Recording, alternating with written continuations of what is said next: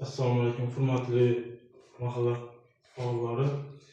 Bugun sizlarga hurmatli prezidentimizning 3 tajribasi asosida bank bilan o'zaro mijozlarni o'zaro bog'liq uchrashuvlar o'tkazish, muammosi hal qilish orqali yangi ish o'rinlari ochilishi, tadbirkorlik faoliyatini bilan bo'layotgan bank bilan bog'liq bo'layotgan to'siqlar masalasini hal qilish bo'yicha uchrashuv o'tkazib turibmiz. Madaniyat mahallangizda bugungi kunda bankimizda fuqarolar va tadbirkorliklar uchun bir qancha bank mahsulotlarimiz bor. Hokim yordamchisi tavsiyanomasi orqali oilaviy tadbirkorlikni rivojlantirish dasturi doirasida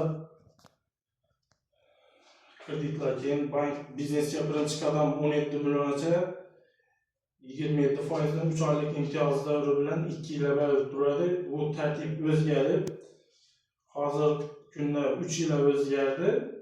Summasi 17 emas 30 millionga o'zgarib chiqdi. Moliyaviy ommabop inklyuziv kreditlarimiz bor. Moliyaviy ko'mak 100 millioncha bo'lgan vaqt oylik imtiyozli kreditlarimiz bor.